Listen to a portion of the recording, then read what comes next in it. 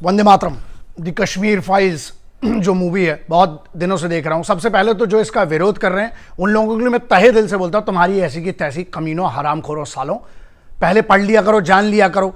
किसी ने इतनी मेहनत करी इतने सालों बाद, तो कोई इतिहास एक ऐसा नंगा सज्जो है जो जिसके बारे में बात ही नहीं हुई है ना। सिर्फ कश्मीरी पंडितों के लिए तो यह हुआ कि चुनाव के मुद्दे रहे हैं, लेकिन जब उन परिवार, हाँ इसमें गलत यह है, मैं बताता हूं जो मुझे समझ में आया वो गलत यह है कि सच नहीं दिखाया गया। क्यों नहीं पता है क्यों सच नहीं दिखाया गया? क्यों? क्योंकि सच की कल्पना में आपकी रूह कांप जाएगी।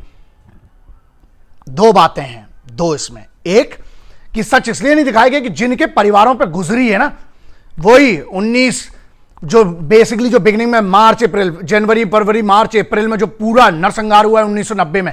लेकिन रही बात मेरी छोड़ दो बे, मैं 1854 से जानता हूं, ठीक है, जो ट्रीटी ऑफ, जो पूरी की पूरी ट्रीटी ऑफ लाहौर और ट्रीटी ऑफ अमृतसर से मेरे को तब से पता है। और मुझे इतिहास बिल्कुल ना समझाए, मैंने थोड़ा बहुत पढ़ के, लेकिन इतना तो पढ़ के बैठा हूं कि किसी पे विवाद कर सकता हूं। स्पेशली कश्मीर की बात है ना, गुलाब सिंह साहब के बारे में आपने पढ़ा भी नहीं होगा, जिन्होंने रैप्टा मार के 75 लाख में उठा लिया था अंग्रेजों को, फर्स्ट एंग्लो सिख वॉर में जब जूते मारे थे अंग्रेजों को। तो 1854 से मेरे को पता है बहुत ज्यादा इतिहास। बात यहां है जिनको इतिहास नहीं पता, अबे जिनको ये नहीं पता कि दादा के बाप का नाम क्या था, वो इस पे कमेंट कर रहे हैं, है ना। दादा तक का भी पता हो तो बहुत बड़ी बात है, दादा के बाप का नाम पूछेंगे, नानी की मां का नाम पूछेंगे तो पता नहीं होगा, साले यहां पे कमेंट करने। किसी ने बड़ी मेहनत करके कोई क्रिएटिव चीज बनाई। अब दो चीजें, जिसको लग रहा है इसमें गलत है तो एक काम करो, तुम पढ़ लो इतिहास, तुम रिसर्च कर लो, तुम अपने बाप की अपने खानदान की किडनी बेच दो, या जाओ किसी प्रोड्यूसर के पास उसको कन्विंस कर लो, तुम बना लो साले इसका काउंटर नैरेटिव कि क्या था इसमें। मेन जो खेल था वो जियाउल हक कमीना हरामखोर, उनका जनरल साहब, और दूसरा जो वहां पे आईएसआई जो मास्टरमाइंड करता है उसके बारे में कोई चर्चा नहीं है ना। लेकिन एक ये बात भी गलत है कि जो वहां पर जो उस समय के जो 90s में हुआ है जो कश्मीरी पंडितों के साथ, आज आपको यह ध्यान रखना है कि इसके आगे आपके साथ क्या होता है, एक है। और दूसरा, सरकार को इस पर वापस लाकर उनको उनके घरों में बिठाना चाहिए, और जो उनके घरों पे कब्जा करके आज भी बैठे हैं, लात मार के भाव साले हरामखोरों को, तो मैं समर्थन करता हूं और मैं चाहता हूं हर स्कूल कॉलेज और सब में इसका कंपलसरी कर देना चाहिए। और जिसको लगता है गलत है, जाबे कोर्ट चले जाओ ऐसी की तैसी, बट अपनी ऐसी तैसी मत करवाओ। किसी ने मेहनत करके कोई काम किया है उसकी इज्जत करो, सम्मान करो।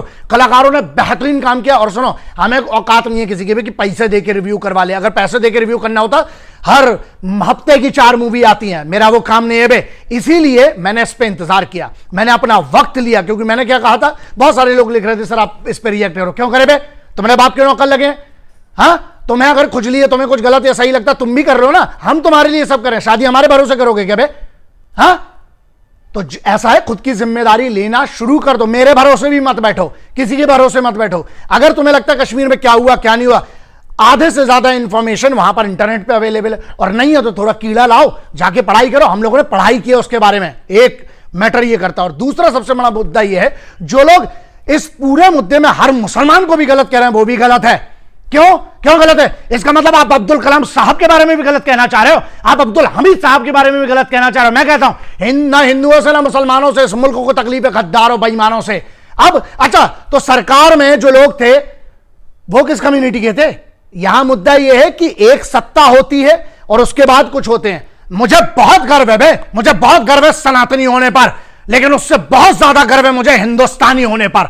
मैं तिरंगा का सम्मान करता हूं, भारत के संविधान का सम्मान करता हूं, और अगर उसके हिसाब से गलत है, अब वो कश्मीरियों के पंडितों के खिलाफ किसी ने भी किया, अगर सरकार के कुछ लोग इन्वॉल्व थे इसमें, क्यों नहीं वो जो उस समय का गवर्नर था उसने अनाउंसमेंट तक नहीं किया था, जब मस्जिदों से अनाउंसमेंट हो रहे थे कि इनको कत्लेआम कर लिए जाएंगे, तब क्या हुआ था?